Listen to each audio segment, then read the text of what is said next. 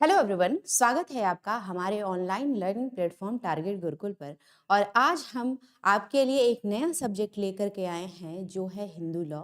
आपका जो हिंदू लॉ है वो फर्स्ट सेमेस्टर में एलएलबी फर्स्ट सेमेस्टर जो 3 ईयर प्रोग्राम होता है उसमें आपको एक पेपर पढ़ना है। और इसके जो प्रीवियस रिकॉर्डेड लेक्चर्स हैं वो आपने जितने लोग भी हमारा बैच जो है सब्सक्राइब करे हैं या लिए हैं टारगेट गुरुकुल ऐप पे उन्होंने देखा होगा। लेकिन ये जो सीरीज चल रही है ये है इम्पॉर्टेंट क्वेश्चन की सीरीज। जैसा कि आप जानते हैं कि अब ये सेमेस्टर एग्जाम स्टार्ट होने ही वाले हैं, दिसंबर लास्ट या फर्स्ट वीक में होने वाले हैं। तो उसके लिए important question as well as previous question, ये क्वेश्चन जो यहाँ डिस्कस करे जाते हैं ये इम्पॉर्टेंट तो है ही और प्रीवियस ईयर क्वेश्चन भी है, साथ ही साथ इसका मॉडल आंसर भी आपको दिया जाता है, जिससे आपको एक आइडिया लग जाता है कि हमको किस तरीके से आंसर का फॉर्मेशन करना है। साथ ही क्वेश्चन पढ़ने का समझने का तरीका भी आपको यहाँ बताया जाता है, ठीक है। क्योंकि क्वेश्चन जो है समझना वो बहुत ज़रूरी हो जाता है एक अच्छा आंसर लिखने के लिए। तो चलिए बिना किसी देरी के हम स्टार्ट करते हैं अपना हिंदू लॉ का। Hindu law family law first ऐसे करके आपका होगा एक पेपर, फैमिली लॉ फर्स्ट, जिसमें आपको हिंदू लॉ पढ़ना है। ओके, तो जो पहला हमारा टॉपिक उठाएंगे हम वो उठाएंगे सोर्सेस ऑफ हिंदू लॉ। किसी का भी स्रोत जानना बहुत जरूरी होता है कि ये जो लॉ है ये कहाँ से आया है। तो सोर्सेस सबसे पहले ये क्वेश्चन आपका बनता है कि हिंदू लॉ जो है उसका स्रोत क्या है, उसका सोर्स क्या है। पहला क्वेश्चन हम देखेंगे क्या कह रहा है।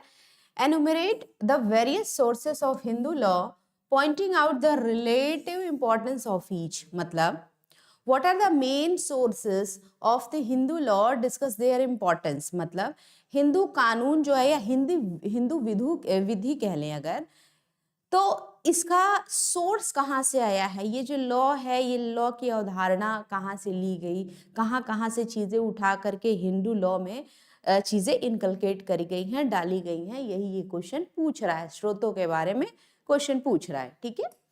चलिए अब इसका एक मॉडल आंसर हम देख लेंगे। एक देखिए, various six type of sources या स्रोत बताए गए हैं। तो पहला जो सोर्स है क्या है कि वेदास या श्रुति, ठीक। दूसरा जो सोर्स है वो है स्मृति। तीसरा सोर्स है कमेंट्रीज एंड डाइजेस्ट। चौथा जो सोर्स है वो है कस्टम मतलब रीति, ठीक। और पांचवा जो हमारा सोर्स है हिंदू लॉ का वो है लेजिस्लेशन, विधायिका। और छठा जो हमारा सोर्स है वो है प्रेसिडेंट या जुडिशियल डिसीजंस, जो कोर्ट डिसीजंस देती है वो भी as a source of law consider करा जाता है हिंदू लॉ में, ठीक। अगर हिंदी में देखें तो निम्नलिखित 6 तरीके के यहाँ पे आपको सोर्सेस बताए गए हैं। वेद श्रुति, दूसरा स्मृति, तीसरा टिप्पणियां और सार संग्रह, चौथा रीति रिवाज यानी कस्टम से भी हम सोर्स ऑफ लॉ डेराइव करे हैं, और पांचवा कानून, छठा मिसाल या न्यायिक निर्णय, ठीक।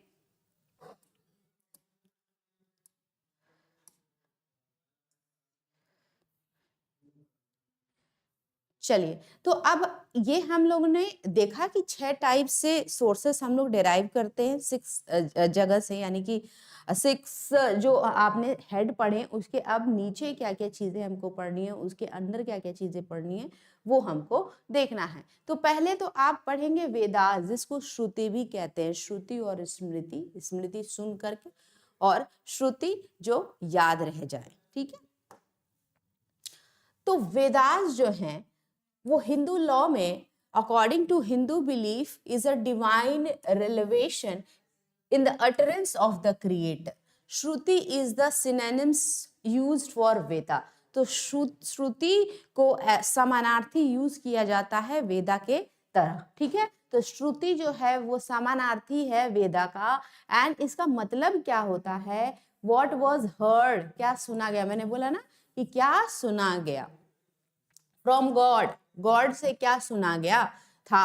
Since Vedas are said to contain the utterances of God they are considered to be fundamental and paramount source of law। देखो इसमें बोला गया था वेदा का मतलब होता है या श्रुति का मतलब होता है कि जो भगवान के द्वारा सुना गया, ठीक है ना, या भगवान जो है क्या बोले इसके बारे में वेदा बताता है। चूंकि वेदों को भगवान के साथ कथनों से समाहित माना जाता है, इसीलिए उन्हें कानून का मूल या सर्वोपरि स्रोत माना जाता है। ये बोला गया है कि श्रुति में जो बातें कही गई हैं वो डायरेक्ट भगवान के द्वारा ही, गॉड के द्वारा ही डायरेक्ट करी गई हैं और इसीलिए इसको सर्वोपरि स्रोत माना जाता है कानून का, वेदा के अकॉर्डिंग, ठीक है। अब वेदा जो है आप जानते हो कि 4 नंबर हैं, वेदा के 4 वेदास हैं। पहला ऋग वेदा, दूसरा यजुर्वेदा, तीसरा सामवेदा और चौथा अथर्ववेदा जो सबसे लेटेस्ट है। ओके, अब एक एक करके हम इन वेदास के बारे में पढ़ लेंगे कि अलग अलग वेदास में क्या चीजें हुआ करती थी, ठीक। अब हालांकि उतना वेदा जो है वो डिटेल में पढ़ने का जरूरत नहीं है, ठीक है, इसीलिए हम वेदास को बस डिफाइन कर देंगे, वेदा का मतलब क्या है वो देख लेंगे। जो दूसरा है वो है स्मृति। स्मृति, स्मृति यानी सुन करके व्हाट वाज, क्या याद रखा गया, श्रुति और सॉरी क्या सुना गया श्रुति और क्या याद रखा गया स्मृति। तो यही कहेगा आप rules as distance from instance of the conduct are for the first time embodied the smritis। Smriti means what was remembered, क्या याद रह गया, मतलब जो गॉड के द्वारा सुना गया या उसके बाद क्या और याद रह गई चीजें वो किस में ऐड करी जाती हैं, स्मृतिज में ऐड करी जाती है या उनको स्मृतिज हम कंसीडर करते हैं और स्मृति भी as a source of Hindu law माना जाता है। The language of the Smriti is a human origin but the rules are divine। अब क्या कह रहा है यहाँ पे देखिए, ऐसा माना जाता है कि स्मृतियों में ईश्वर का उपदेश है। स्मृतियों में किसका उपदेश होता है, तो ईश्वर का उपदेश होता है, लेकिन उस भाषा में नहीं जिस भाषा में उन्हें दिया गया था। मतलब जैसा डायरेक्ट और इनडायरेक्ट आप स्पीच पढ़े होंगे, ठीक है ना। डायरेक्ट स्पीच क्या होता है, जैसे मैं अपनी बात आपसे कह रही हूँ तो ये क्या है, डायरेक्ट मैं बात आपसे कह रही हूँ। अब कोई आपका दोस्त जो है मेरी वीडियो देख करके मेरी बात आप तक पहुंचा रहा है, वो क्या है, देख करके या सुन करके, तो वो क्या है, इनडायरेक्ट हो जाता है। इसी तरह कह रहा है कि ये भी जो स्मृति में होता है ये भी डायरेक्ट तो जो है वो किया जाता है डायरेक्टली ही, मतलब गॉड के द्वारा उपदेश दिया जाता है, लेकिन वो डायरेक्ट ना होकर के इनडायरेक्ट वे में चीजें कंपाइल करी गई या लिखी गई, ठीक है। जैसे मैंने आपको समझाया कोई चीज, आपने डायरेक्ट सुना, आपने अपने फ्रेंड को मेरी बातें बताई, अब आपका फ्रेंड कुछ लिख रहा है तो उसके आधार पे लिखेगा ना, ठीक है, तो वो किसमें कंसीडर होगा, स्मृतिज में आएगा, ठीक है। भाषाज में थोड़ा चेंज हो जाता है, इसीलिए इसको second category as a source of law जो है वो माना जाता है वेदास में। पहले श्रुति को रखा जाता है फिर स्मृति को रखा जाता है, क्योंकि सुनना डायरेक्ट हो गया, स्मृति अब याद करना हो गया, ठीक है ना, मतलब सुना सुना है लेकिन याद करना पड़ता है, डिक्टो वो चीजें नहीं आती हैं। चलिए, तो इतना हमको डीपर जाने की जरूरत नहीं है। अब स्मृतिज जो है देखो कह रहा है कि Smritis are the principal sources of lawyers law but they also contain matters other than the positive law. The Smritis of Manu and Yajnavalkya deal with the religious right. अब इसमें बहुत सारी चीजें दी गई हैं तो इतना आपको पढ़ने की जरूरत नहीं है, आपको सोर्स ऑफ लॉ जानना था। स्मृति के बारे में लिख देंगे, श्रुति के बारे में पहले लिख देंगे कि क्या था, स्मृति के बारे में लिख देंगे कि क्या और कैसे था, ठीक है। हिंदी में भी चीजें दी गई हैं, आप इसको एक बार देखिएगा तो समझ में आएगा, ठीक है। अब स्मृति जो है वो फर्दर भी डिवाइड करा जाता है। स्मृतिज आर डिवाइडेड इनटू धर्मशास्त्र एंड, हाँ धर्मशास्त्र में, बस धर्मसूत्र एंड धर्मशास्त्र में, मतलब स्मृति जो है वो फर्दर 2 पार्ट में डिवाइड होती है, धर्मसूत्र और धर्मशास्त्र में। अब दोनों में क्या लिखा हुआ है smritis are ridden in verse, श्लोक के फॉर्म में स्मृतिज को लिखा जाता है, और इन प्रोज और मिक्स्ड, मतलब श्लोक के फॉर्म में भी लिखा जाता है, वर्सेस और प्रोजेस दोनों के मिक्स्ड फॉर्म में इसको लिखा जाता था। Smritis which are in words, जो वर्ड्स में होती, श्लोका में होती थी, श्लोक के माध्यम से लिखी गई बातें होती थी, इसमें उसको क्या कंसीडर करा जाता था, धर्मशास्त्र, उसको क्या समझा जाता था, Dharmashastra. Such Smritis are those of Manu, Yajnavalkya, Narada, ठीक है, Katyayana and Brihaspati. Smritis which are in prose, और prose and words called the Dharma Sutra, और जहां पे ये दोनों मिल जाते थे, मिक्स्ड हो जाते थे, मतलब प्रोज एंड वर्ड्स दोनों मिक्स हो जाते थे, उसको धर्म सूत्रा कहा जाता था। ठीक है, तो धर्म सूत्रा कौन कौन से हैं, गौतमा के, बुद्धियाना है, फिर वैश्या है, ठीक, ये सारे चीजें हैं जो धर्म शास्त्र और धर्म सूत्र कंसीडर होते हैं। तो स्मृति के भी दो भाग होते हैं, इसको आप लोग देख लीजिएगा। फिर उसके बाद आता है तीसरा, as a source of law, जिसको हम लोग क्या कहते हैं, कमेंट्रीज एंड डाइजेस्ट, मतलब टिप्पणियां और डाइजेस्ट क्या होती हैं। तो टिप्पणियां आप जानते हैं, कोई चीज पढ़ करके उसको समझ करके उस पर अपनी ओपिनियंस देना, टिप्पणियां करना, लोग कहते हैं ना कमेंट करना। तो चीजों को समझते हैं, तो ये निगेटिव वाला कमेंट वाले से नहीं है, लेकिन टिप्पणियां करना, डाइजेस्ट। ठीक है, अब जैसे मान लो स्मृति पढ़ा, श्रुति पढ़ा, वेरियस टाइप ऑफ, फिर उसको पढ़ करके उस पर क्या टिप्पणियां देनी है, क्या कमेंट करना है, ये सारी चीजें कमेंट्रीज जो है वो कही जाती थी। और कमेंट्रीज भी as a source of law Hindu का देखा जाता है। ठीक है, चलो पहले हिंदी में ही पढ़ लेते हैं इसको। क्या कह रहा है भाई, कह रहा है कि यह पहले ही कहा जा चुका है कि स्मृतियां अनेक हैं, आपने देखी भी, परंतु प्रत्येक स्मृति में सभी विधानों का उल्लेख नहीं है। अब ये जरूरी नहीं जितनी भी स्मृति है उसमें हर तरीके के जो कानून है, लॉज है, उनको बता दिया जाए। कभी कभी एक स्मृति के प्रावधानों और दूसरे स्मृति के प्रावधानों के बीच भी संगतियां होती हैं, मतलब एक स्मृति का अंग कुछ और कह रहा होता है, दूसरा स्मृति कुछ और कह रहा होता है, विसंगत होती है, कॉन्ट्राडिक्ट करती है। ठीक है, धर्मशास्त्र लेखकों ने स्मृतियों के इस परस्पर विरोधी ग्रंथ या उन स्मृतियों में निहित कानूनों को सामंजस्य स्थापित करने का प्रयास किया। इन विद्वान टीकाकारों और डाइजेस्ट, मतलब टिप्पणीकारों होगा, ठीक है ना, लेखकों ने या तो विशेष स्मृति पर टिप्पणी या तो स्मृति सामग्री के संपूर्ण संग्रह का डाइजेस्ट बना दिया। ठीक, अब स्मृति में बहुत सारी चीजें होती थी, अब 2 स्मृति है, 3 स्मृति है, बहुत सारे स्मृति होते थे। स्मृतियों में क्या होता था, एक दूसरे के साथ थोड़ी असंगति आती थी, मतलब एक कुछ और बोलता था, दूसरा कुछ और बोलता था। अब इन दोनों को पढ़ने के बाद जो विद्वान हुए, ठीक है, वो क्या किए, दोनों को दोनों पे टिप्पणियां की है, दोनों को क्लेरिफाई किए कि इसमें जो विसंगतियां आ रही हैं इनको कैसे दूर किया जा सकता है या इसका क्या उपाय है। तो ये जो है कमेंट्रीज के द्वारा हुआ, तो इस कमेंट्रीज को इसीलिए as a source of law माना गया। ठीक, अब यहाँ पे देखो प्रिंसिपल ऑफ कमेंट्रीज, प्रमुख टिप्पणियां कौन कौन सी हैं, तो दया भागाबाई जिमत्वाहना से, ठीक, फिर विज्ञानेश्वर द्वारा याज्ञवल्क्य से, ठीक है ना, और पर टिप्पणी मिताक्षरा स्कूल, अब जब पढ़ेंगे तो मिताक्षरा स्कूल होगा, दया भागा स्कूल होगा, जिसमें प्रॉपर्टी का जो है वो राइट्स जाता है आगे हेयर्स को।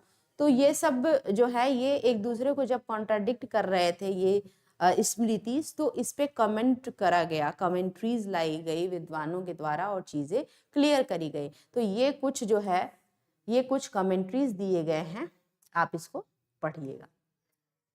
ठीक है, अब आ गया कस्टम, जो रीति रिवाज होते हैं ना, उसको भी सीमा शुल्क नहीं होगा यहाँ। कस्टम मतलब रीति रिवाज, रीति रिवाज, ठीक है, कस्टम मतलब रीति रिवाज, और रीति रिवाज को भी as a source of law जो है वो माना जाता है।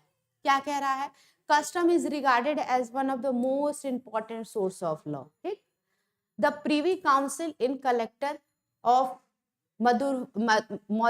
मधुरवा वर्सेस मुत्तु रामलिंगा के केस में हेल्ड किया गया ये under the Hindu system of law a clear proof of usage will be outweigh the written text of law, मतलब कि कानून की हिंदू प्रणाली के तहत उपयोग का एक स्पष्ट प्रमाण कानून के लिखित पाठ से अधिक महत्वपूर्ण होगा।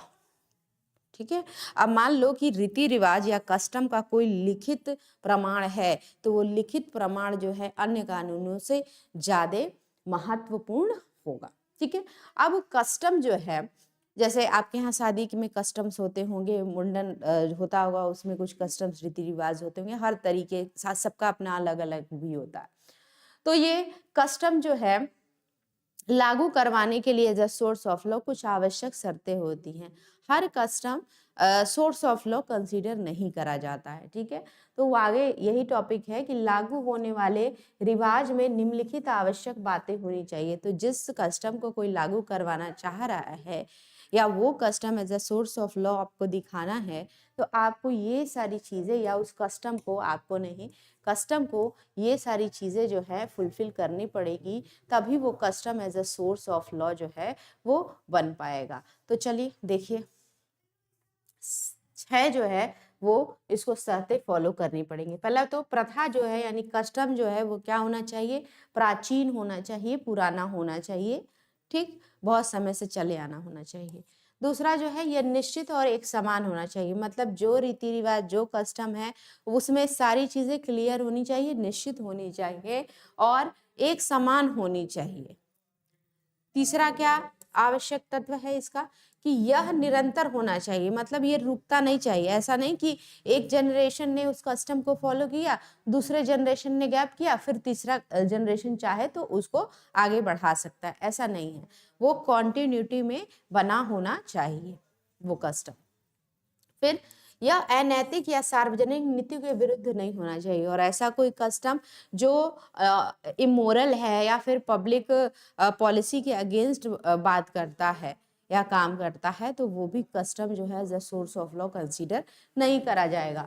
फिर जो है पांचवा, यह अनुचित नहीं होना चाहिए, मतलब अनरीजनेबल नहीं होना चाहिए, उचित काम करने वाला वो कस्टम होना चाहिए।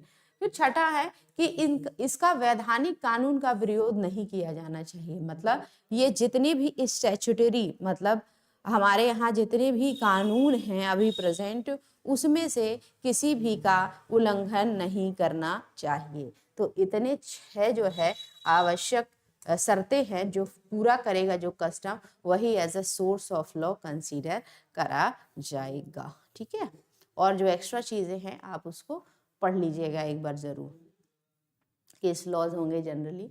फिर होता है लेजिस्लेशन या विधान। विधान लेजिस्लेशन क्या होता है, आप जानते हो कि लेजिस्लेटर जो है वो कानून बनाता है, स्टेट लेजिस्लेचर कानून बनाता है, लोकसभा राज्यसभा वो भी क्या बनाती हैं भाई, कानून बनाती है। तो जो विधायिका है वो कानून बनाने का काम करती है, तो विधायिका जो कानून बना रही है उसको भी as a source of law माना जाता है। ठीक, चलो देखो यहाँ पे, जैसे हिंदू कानून के नियमों को घोषित करने, निरस्त करने, निरस्त मतलब एब्रोगेट करने, ठीक है, संशोधित करने या संशोधित करने वाले विधानमंडल के अधिनियम अतिरिक्त और आधुनिक स्रोत हैं, मतलब ये आधुनिक सोर्स में आता है। अभी तक आप जो भी पढ़ रहे थे ना, अभी तक आप जो भी पढ़ रहे थे, सोर्स स्मृति पढ़े, श्रुति पढ़े, और फिर उसके बाद आपने कस्टम पढ़ा, ये सब सोर्स कैसे थे, ओल्ड सिस्टम थे, ठीक है ना, old sources of law, system नहीं sorry, old sources of law थे। अगर modern sources of law Hindu law का देखें तो इसमें लेजिस्लेशन आता है और लेजिस्लेशन आता है और फिर आपका जुडिशियल प्रेसिडेंट वगैरह आ जाता है, जुडिशियल डिसीजंस आ जाते हैं। तो देखिए, हिंदू कानून के नियमों को घोषित करने, निरस्त करने, संशोधित करने या संशोधित करने वाले विधानमंडल के अधिनियम के अतिरिक्त आधुनिक स्रोत है। अब देखिए, बहुत सारे ऐसे हिंदू कानून हैं जो लाए गए, ठीक है, हमारे विधायिका के द्वारा, हमारे लेजिस्लेचर के द्वारा, और बहुत सारे जो पहले से एग्जिस्ट कर रहे थे उसमें कुछ कुछ संशोधन भी करे गए और जो कानून रेलेवेंट नहीं थे उनको हटा भी दिया गया। तो देख लिया जाए विधायिका ने क्या क्या किया है। तो the caste disabilities removal act देखो बना दिया है, ठीक है। हिंदू विडोज रीमैरिज एक्ट बना है 1856 में। तो ये भी कौन बनाया, विधायिका ही बनाया है। तो विधायिका को as a source of law मानना चाहिए कि नहीं, बिल्कुल मानना चाहिए। Dissolution of native converts marriage act 1866, special marriage act 1872, child marriage restraint act 1929, Hindu inheritance act 1928, the Hindu law of inheritance amendment act 1929। फिर उसके बाद Hindu gains and learning act 1930, Hindu women's right and property act 1937 और इसी तरह बहुत सारे एक्ट है। हिंदू विवाह अधिनियम, the Hindu marriage act 1955, Hindu succession act 1956, Hindu adoption and maintenance act, ये सब देश के आजाद होने के बाद वाले एक्ट हैं, ठीक है। The Hindu adoption and maintenance act 1956, फिर उसके बाद Hindu minority guardianship act, prohibition of child marriage act, ये सबसे रिसेंट है, 2006 में आया है, ठीक। चलिए अब आ गया प्रेसिडेंट, ठीक है। प्रेसिडेंट से मतलब है जुडिशियल प्रेसिडेंट, मतलब पुराने जो न्यायिक, पिछला जो न्यायिक निर्णय होता है, आज से जो 50 साल पहले न्यायिक निर्णय ऐसे केसेस पे करे जा चुके हैं, ऐसे मुद्दे पे करे जा चुके हैं जिसमें फैमिली लॉ से रिलेटेड, हिंदू फैमिली से रिलेटेड कोई भी मैटर रहा है और उसमें जो निर्णय आए हैं उनको भी as a source of law consider करा जाता है। इसीलिए प्रेसिडेंट जो है वो as a source of law है, ठीक। और लास्ट जुडिशियल डिसीजंस होगा, ठीक है, वही चीज है, जुडिशियल डिसीजन भी as a source of law है। और आप बहुत सारे इसमें केसेस पढ़ेंगे तो आपको समझ में आएगा कि कैसे इसका इम्पोर्टेंस हमको दिखता है, क्योंकि ये क्विक रिवीजन वाली क्लास है। आपको इम्पोर्टेंट क्वेश्चन देना है, इसका स्ट्रक्चर बताना है, मॉडल आंसर दिखाना है, इसीलिए हम लोग बहुत ज़्यादा डिटेल में नहीं डिस्कस कर रहे हैं यहाँ पे। जो हमारी और लेक्चर्स होते हैं जिसमें पूरा सिलेबस कवर करा जाता है, उसमें सारी चीज़ें आपको देखने को डिटेल में मिलती हैं, ठीक। चलिए, legislation as the source of law आपसे पूछा है कि जो विधायिका है, जो आपने देखा ना कि विधायिका as a source of law हम कंसीडर करते हैं, तो उसी के बारे में पूछ रहा है। एक शॉर्ट नोट्स, एक शॉर्ट टाइप का क्वेश्चन इस पे आपको देखने को मिलेगा कि legislature as the source of law. अब ये क्वेश्चन ऑलरेडी लेजिस्लेचर में डिस्कस हो गया है, तो वही उठा करके आप यहाँ पे रख देंगे, ठीक है। अब यहाँ पे देखो विरासत, द हिंदू लॉ इनहेरिटेंस 1929, सब बताया हुआ है इसमें। एक बार रीड करोगे सारी चीजें थोड़ी थोड़ी, हर एक एक्ट के बारे में, हर एक कानून के बारे में। जैसे चाइल्ड मैरिज रेस्ट्रेंट एक्ट भी लाया गया था 1929, इसमें क्या हुआ था, ठीक। तो इसको आपको अब देखिए, हिंदू मैरिज एक्ट 1955 आया था, इसमें क्या हुआ था। हिंदू सक्सेशन एक्ट आया था, इसमें क्या हुआ था। देख रहे हैं कितने सारे एक्ट्स जो हैं वो गिवन है, और इस पे आपको लॉन्ग भी पूछ सकता है, शॉर्ट भी पूछ सकता है क्वेश्चन कि विधायिका as a source of law के बारे में आप कुछ बताइए। तो विधायिका को सोर्स ऑफ लॉ कहाँ कहते हैं ये तो आपको पता ही है। और फिर विधायिका ने क्या क्या कंट्रीब्यूशन दिए हैं हिंदू लॉ को बनने में, ठीक है, वो सारी चीज़ें आप जो 8 से 10 एक्ट थे उसके बारे में थोड़ी थोड़ी बातें आप लिख सकते हैं और अपना आंसर जो है वो कंप्लीट कर सकते हैं ऐसे लिख करके। जो हमारा तीसरा क्वेश्चन है ना, तीसरा क्वेश्चन वो क्या है कि हु इज हिंदू, कौन हिंदू है। ऑन हुम डज हिंदू लॉ अप्लाई, किस पे हिंदू लॉ अप्लाई होता है। पहले तो यही क्वेश्चन आएगा कि हिंदू कौन है बता दीजिए, और फिर ये जो हिंदू लॉ है ये किस पे अप्लाई होता है। आगे कह रहा है क्या ना, जैन हु एडॉप्ट्स इस्लाम, एक जैन है जो इस्लाम एडॉप्ट कर लेता है एंड रिकन्वर्ट हो जाता है इनटू सिख, फिर से वो क्या हो जाता है, सिख हो जाता है। जैन से वो इस्लाम में जाता है, इस्लाम से फिर वो सिख हो जाता है, be govern by Hindu law. तो क्या सिख बनने के बाद वो हिंदू लॉ से गवर्न होगा। तो चलिए हम एक एक क्वेश्चन पूछते हैं, ठीक है, देखते हैं एक एक क्वेश्चन का आंसर। इसमें दो पार्ट है क्वेश्चन का, एक यहाँ से यहाँ तक हु इज हिंदू, और दूसरा क्वेश्चन क्या है, किस पे ये अप्लाई होता है, और तीसरा इस क्वेश्चन का पार्ट ये है। तो इस क्वेश्चन के 3 पार्ट है। चलिए ठीक, क्या कह रहा है, एप्लीकेशन ऑफ हिंदू लॉ, मतलब हिंदू कानून का प्रयोग कहाँ किया जाता है। हु इज हिंदू, पहले तो हिंदू देख लो आप लोग कि हिंदू कौन है। For the purpose of application of Hindu law we may classify Hindus, Hindus को हम लोग 3 कैटेगरी में जो है वो वर्गीकृत कर सकते हैं, क्लासिफाई जो है कर सकते हैं, कैटेगराइज कर सकते हैं। तो पहला तो हिंदू बाय रिलीजन, ऐसा कोई व्यक्ति जो जन्म से ही हिंदू बाय रिलीजन है, सॉरी धर्म से हिंदू है, ऐसा कोई व्यक्ति धर्म से हिंदू, पैदा कुछ और हुआ था वो किसी और धर्म में, लेकिन वो कन्वर्ट करके हिंदू बन जाता है, तो हिंदू बाय रिलीजन। दूसरा जो कैटेगरी है वो है हिंदू बाय बर्थ, मतलब जन्म से ही वो हिंदू है, हिंदू परिवार में पैदा हुआ है और जन्म से वो हिंदू है। तीसरा जो है सी हमारा एनी पर्सन, ऐसा कोई भी person other than Muslim, Christian and Parsi and ज्यू, मतलब ऐसा कोई भी पर्सन जो मुस्लिम नहीं है, जो क्रिश्चियन नहीं है, जो पारसी नहीं है, जो ज्यू नहीं है, वो सब क्या है, हिंदू है। ये याद रखना कि इन चारों को छोड़ करके आपको जो भी लोग दिखेंगे, मुस्लिम, क्रिश्चियन, पारसी, इंडिया की बात कर रहे हैं, मुस्लिम, क्रिश्चियन, पारसी और ज्यू, जितने लोग बचे हैं, जो भी रिलीजन है, बुद्धिज्म है, सिखिज्म है, ठीक है, ये सब किस में आते हैं, हिंदू में आते हैं। तो Hindu bye religion, Hindu by birth, और तीसरा है कि any person other than Muslim, Christian, Parsi and ज्यू। ठीक, चलिए अब हिंदू बाय रिलीजन कौन होता है, हालांकि मैंने पहले बता दिया है लेकिन एक एक करके आपको बता देते हैं। देखो धर्म से हिंदू कौन होता है, Hindu law applies to all person who are Hindus by religion.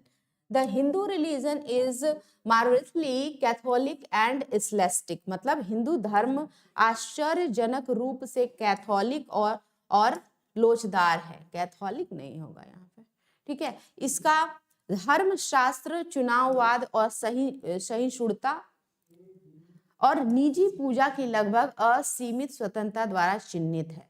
इसकी सामाजिक संहिता बहुत ही अधिक कठोर है, लेकिन इसकी विभिन्न जातियों और वर्गों के बीच यह अभ्यास की व्यापक विविधता प्रदर्शित करता है।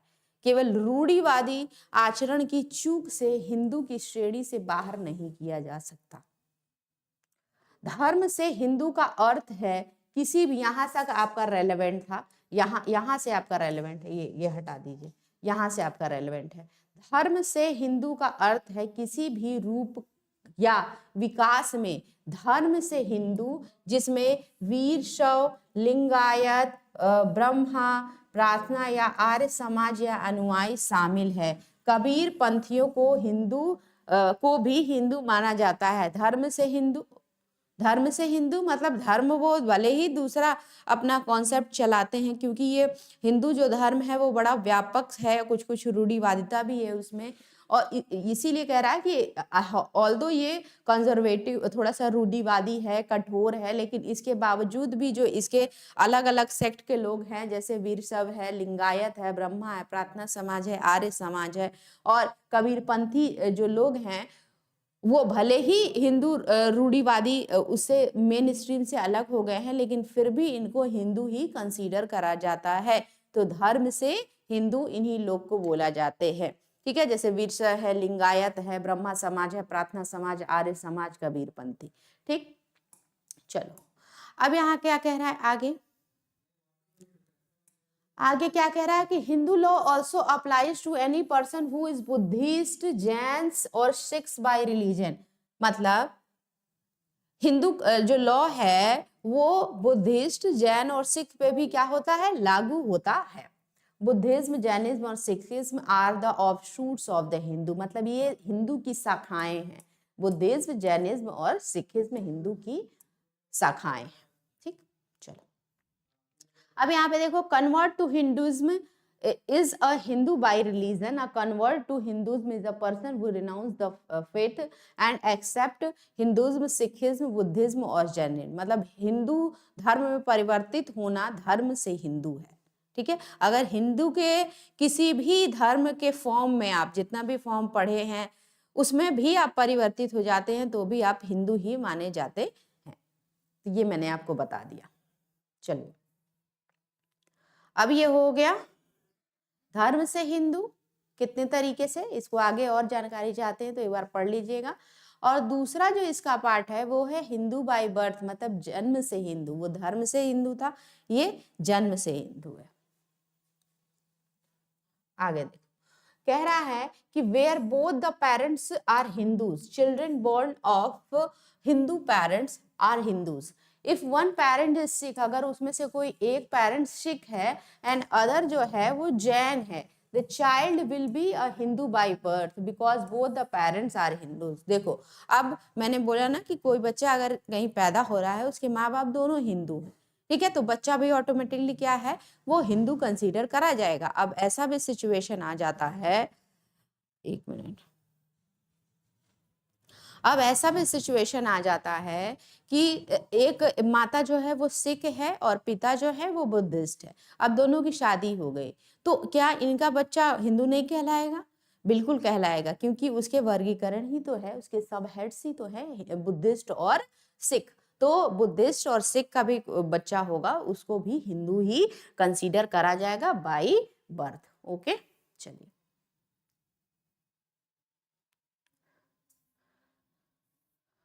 अब यहाँ पे जो हमारा तीसरा था, तीसरा क्या था, एनी पर्सन अदर देन मुस्लिम. ऐसा कोई भी इंसान है, अगर वो मुस्लिम नहीं है, क्रिश्चियन नहीं है, पारसी नहीं है, ज्यू है, तो वो ऑटोमेटिकली हिंदू है. ठीक, अब यहाँ पे इसको आप पढ़ सकते हैं, इसमें कुछ कहने वाली बात नहीं है, कुछ केस लॉज है उसको भी देख सकते हैं. ओके, चलिए. Schools of Hindu law, Hindu law के कितने स्कूल्स हैं ये आपको देखना है. तो मेनली 2 स्कूल्स आपको देखने हैं हिंदू लॉ में. एक है मिताक्षरा स्कूल और दूसरा है दया भागा स्कूल. ठीक, चलिए. तो क्वेश्चन क्या कह रहा है कि there are 2 main schools of Hindu law. Hindu law के कितने स्कूल्स हैं? 2 स्कूल्स हैं, द मिताक्षरा एंड दया भागा. How do they differ from each other. 2 school है और दोनों में डिफरेंसेस पूछ रहा है, तो इसको हम लोग देख लेंगे. चलिए, देखिए क्या कह रहा है. Schools of Hindu law, there are 2 main school of Hindu law, Mitakshara and Dayabhaga. Under the Mitakshara school there sprung off 4 school. मतलब मिताक्षरा के अंदर कितने स्कूल्स आते हैं? 4. मिथिला स्कूल, बनारस स्कूल, महाराष्ट्र और बॉम्बे स्कूल. मतलब मिताक्षरा के अंदर भी कैटेगरी आती है, वो है 4. ये इस प्रकार है, ठीक है. और चौथा है द्रविड़ा और मद्रास स्कूल.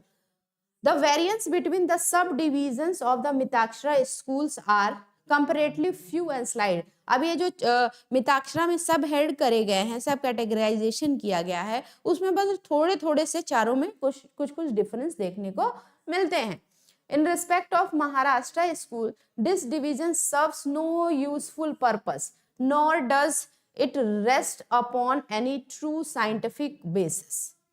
ये जो है महाराष्ट्र स्कूल जो है ये यूजफुल पर्पस के लिए नहीं दिखता है, मतलब यूजफुल पर्पस नहीं है इसका, और इसमें कोई भी जो है नॉर डज, मतलब साइंटिफिक मेथड बेसिस पे यूज नहीं करा गया है. It is a certain extent misleading and it conceals the fundamental identity. और ये जो महाराष्ट्र स्कूल है ये बहुत सारी फंडामेंटल जो आइडेंटिटी है उसको छुपाता है, मिसलीड करता है. महाराष्ट्र स्कूल मिताक्षरा के जो अंदर है. Doctrine between the so called Mithila, Banaras and Maharashtra और Dravida school and suggest that there are more difference than do really exist. बहुत सारे, हालांकि कहा गया है कि थोड़े थोड़े डिफरेंसेस हैं, लेकिन महाराष्ट्र स्कूल से और सारे स्कूलों में बहुत सारे आपको डिफरेंस देखने को मिलते हैं. अब यहाँ देखिए क्या कह रहा है. कि the Mitakshara is the supreme authority through out the India accept Bengali. तो मिताक्षरा स्कूल से और इसके जो सब हेड्स हैं वो पूरे इंडिया में जो है वो चलते हैं, सिर्फ बंगाल को छोड़ करके। बंगाल और असम इसमें दया भागा चलते हैं। Dayabhaga is the supreme authority in Bengal. Bengal में क्या चलता है, कौन सा स्कूल चलता है हिंदू का, हिंदू लॉ का, तो Dayabhaga. But even in Bengal the Mitakshara is still regarded as a very high authority on all questions in respect of which there is a no express conflict between it and the Daya Bhaga and the other works prevalent there। क्या कह रहा है कि भले ही बंगाल में जो दया भागा school है वो है, लेकिन उसके बावजूद भी मिताक्षरा स्कूल काफी हेल्प करता है चीजों को क्लियर करने में बहुत सारे मुद्दों पे। ठीक है, तो इनके बीच कुछ खास संघर्ष नहीं है मिताक्षरा और दया भागा में। प्रिवेल कौन सा स्कूल करता है, मिताक्षरा ही करता है। अब यहाँ पे देखिए आगे क्या कह रहा है कि विभिन्न लेखकों द्वारा स्मृतियों की अलग अलग व्याख्याओं के कारण विद्यालयों का उदय हुआ। अब इसमें जो विभिन्न विभिन्न स्मृतियां लिखी गई थी, कमेंट्रीज लिखी गई थी, ठीक है, लेखकों के द्वारा इन जो स्कूल्स दिखते हैं इनका उदय हुआ। ओके, रुथ पृष्टि बनाम राजेंद्र 1839 का केस है। प्रिवी काउंसिल द्वारा यह माना गया कि हिंदू कानून के विभिन्न स्कूलों की उत्पत्ति भारत के विभिन्न प्रांतों में प्रचलित विभिन्न स्थानीय रीति रिवाजों के कारण हुई है। और इतने सारे जो स्कूल्स निकल के आ रहे थे हिंदू लॉ में, ये क्यों हो रहा था, इस केस में कहा गया कि क्योंकि यहाँ रीतियां जो हैं, कस्टम्स जो हैं वो भिन्न भिन्न हैं लोगों के, इसीलिए स्कूल्स भी अलग अलग तरीके से निकल करके आ रहे हैं। चलिए आगे क्या कह रहा है, मिताक्षरा याज्ञवल्क्य स्मृति पर एक टीका है, कमेंट्री है, ठीक है। यह 11वीं शताब्दी की उत्तरार्ध में लिखा गया था। मतलब जो मिताक्षरा पे कमेंट्रीज है, ठीक है ना, मिताक्षरा जो है वो कमेंट्रीज है किस पे, याज्ञवल्क्य स्मृति पे। ये कब लिखा गया था, तो 11वीं शताब्दी जब शुरू हो रही थी तब इसको लिखा गया था। और जो दया भाग से पहले का है, दया भाग बाद में आया, मिताक्षरा पहले आ गया। मिताक्षरा कई स्मृतियों को एक साथ लाता है, बहुत सारी स्मृतियां हैं इसमें, ठीक है। व्याख्या के नियमों के पालन करके उनके बीच विरोधाभास को दूर करता है। मतलब कि बहुत सारे व्याख्यान हैं, बहुत सारी बातें लिखी गई है मिताक्षरा स्कूल में, जो मिताक्षरा स्कूल्स में लिखी हुई बातों को क्या करता है, क्लैरिफाई करता है या कंफ्यूजन को दूर करता है, विरोधाभासों को दूर करता है। अब यहाँ पे दया भागा स्कूल का अगर हम उत्पत्ति देखें तो ये देखो, यहाँ देखो, हिंदू कानून का दया भाग स्कूल जीमुत वाहन द्वारा लिखित कार्य दया भागा पर आधारित है। मतलब दया भागा स्कूल जो है वो जीमुत वाहन एक लिखित कार्य है जो दया भाग उसी पे रिलेटेड है, उसी पे आधारित है, उसी पे बेस्ड है, सॉरी। जीमुत वाहन ने यह रचना 12वीं या 13वीं शताब्दी में, ऐसा क्लियर नहीं है, उसमें लिखी थी। दया भागा सभी स्मृतियों का पाचन होने का दावा, पाचन नहीं, डाइजेस्ट मतलब एक सार, ठीक है, सार होने का दावा करता है, ठीक है। मतलब सभी स्मृतियां जितनी भी हैं उनका एक डाइजेस्ट बनाया गया है, उनका एक सार बना दिया गया है कि क्या क्या चीजें लिखी गई हैं। ओके, अब मिताक्षरा और दया भागा में क्या क्या अंतर है। सबसे पहले तो यही है कि मिताक्षरा 11वीं शताब्दी का, दया भागा 12वीं एंड 13वीं शताब्दी के बीच में बनाया गया था। मिताक्षरा जो है वो ऑलमोस्ट पूरे इंडिया में लागू किया जाता है और इसके 4 सब हेड हैं, 4 स्कूल्स हैं, वो मैंने बताया ही। दया भागा जो है वो बंगाल में ही जो है वो देखने को मिलता है ये स्कूल। अब यहाँ पे देखो एक एक हेडिंग में बताया गया है दोनों का डिफरेंस, हेडिंग्स बता गई हैं, फिर उस बेसिस पे दोनों स्कूल का डिफरेंस बताया गया है। As regard the governing principle of law of inheritance, अभी आप देख लीजिए, कह रहा है कि मिताक्षरा में विरासत और उत्तराधिकार के कानून का नियामक सिद्धांत रक्त संबंध की निकटता है, जबकि दया भागी में धार्मिक लाभ है, ठीक है।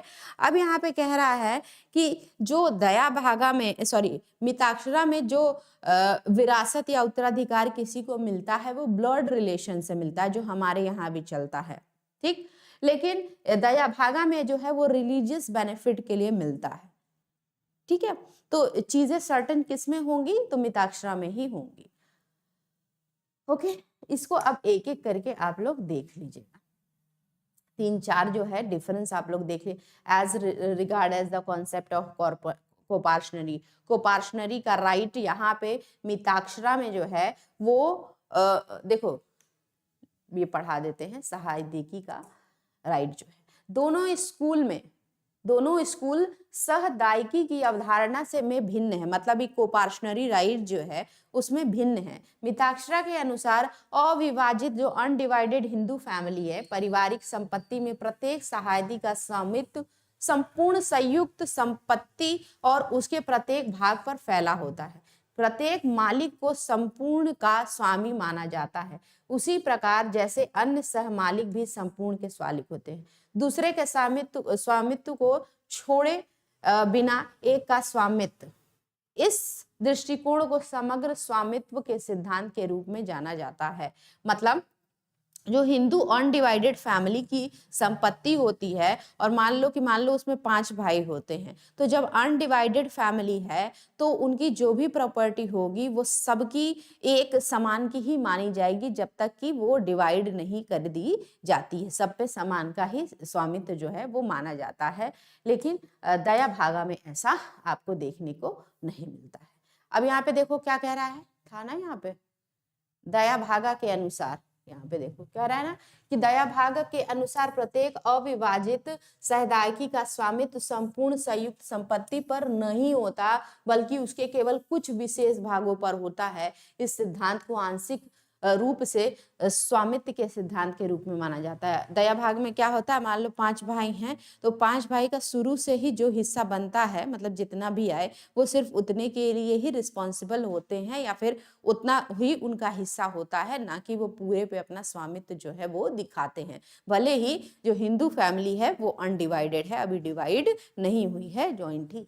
ठीक, अब as regarded to partition, partition जहां तक विभाजन का प्रश्न है, जैसे आप जानते हैं कि पार्टीशन घर में होता है कि देखे ही होंगे, तो मिताक्षरा के अंतर्गत प्रत्येक सहदायिकी का हिस्सा निश्चित होता है। ठीक है, और जब हिस्सा निर्धारित हो जाता है तो वह बंटवारा हो जाता है। दूसरे शब्दों में सीमा और सीमा द्वारा विभाजन आवश्यक नहीं है, लेकिन प्रत्येक सहदायिकी के हिस्से का निर्धारण पर्याप्त है। दया भागा में सीमा और सीमा द्वारा विभाजन आवश्यक है। अब यहाँ पे देखिए कह रहा है कि दया भागा में क्या होता है कि जितना पोर्शन है जिसका, यहाँ पे कह रहा है निश्चित होता है, प्रत्येक सहदायिकी का हिस्सा जो है वो निश्चित होता है। जैसे मान लो कि किसी का 4 हेक्टेयर जमीन है या फिर 4 बीघा जमीन है और 4 भाई हैं, तो उस पे 1-1 बीघा जो जमीन है वो किसका हो जाएगा, उन चारों भाइयों का 1-1 बीघा हो जाएगा। लेकिन यहाँ पे जो है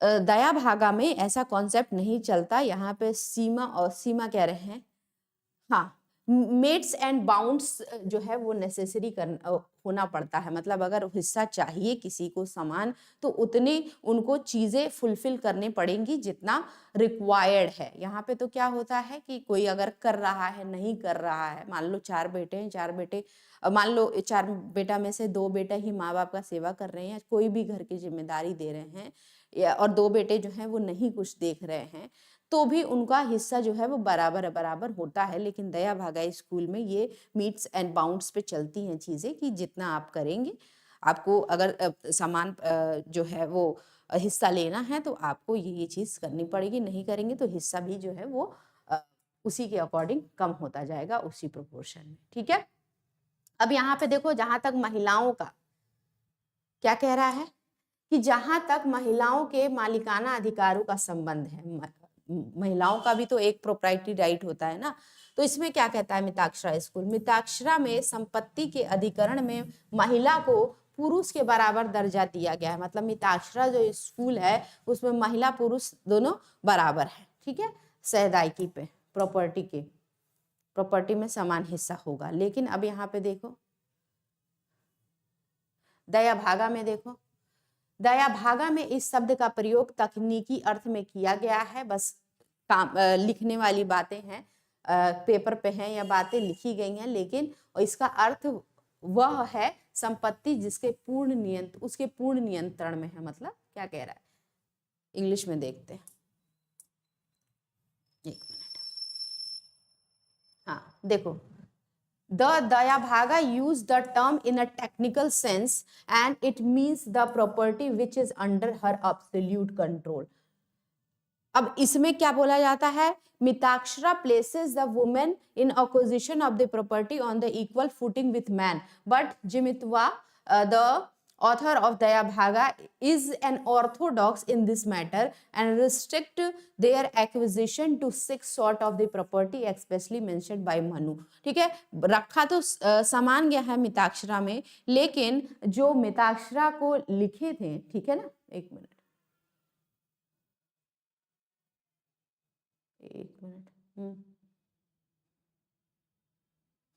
ठीक है, जो दया भागा को लिखे थे, दया भागा को लिखे थे और जिसको मनु ने जो है इनकलकेट किया, उसमें ये लिखा था कि ठीक है विमेंस को तो समान राइट जो है वो मिलेंगे, लेकिन उनको एक्विजिशन के राइट में जो है थोड़ी सी शॉर्टेज कर दी गई, उनके राइट में, एक्विजिशन के राइट में, मालिकाना अधिकार में थोड़ी सी कमी कर दी गई। लेकिन दया भागा में जब आएंगे तो दया भागा में विमेंस को जो है पूर्णतः अधिकार, पूर्णतः कंट्रोल मिलता है। मतलब हिस्सा तो मिलता ही है, लेकिन उसका रियल कंट्रोल भी, एब्सोल्यूट कंट्रोल भी उस प्रॉपर्टी का विमेन को दिया जाता है। ठीक, तो इसी तरह और भी होंगे इसमें। आप सपिंडा के ये संबंध, सपिंडा क्या होता है मैरिजेस में आप देखेंगे, तो ये चीज आप देख करके जो है कम से कम अगर आ रहा है तो 5 से 6 तो मैंने ही बता दिए डिफरेंसेस। अगर आप इसको पढ़ेंगे तो और ज़्यादा डिफरेंसेस आपको इसमें देखने को मिलेंगे। जो नेक्स्ट क्वेश्चन हमारा रहेगा, what are the essential condition of valid marriage, मतलब एक वैलिड मैरिज होने के लिए क्या क्या कंडीशन होनी चाहिए हिंदू मैरिज, मतलब हिंदू एक्ट के अंतर्गत, वो हम लोग नेक्स्ट वीडियो में अपना देखेंगे मैरिज का कॉन्सेप्ट। ठीक है, तो आज के लिए इतना ही, मिलते हैं फिर नेक्स्ट क्लास में, तब तक के लिए धन्यवाद।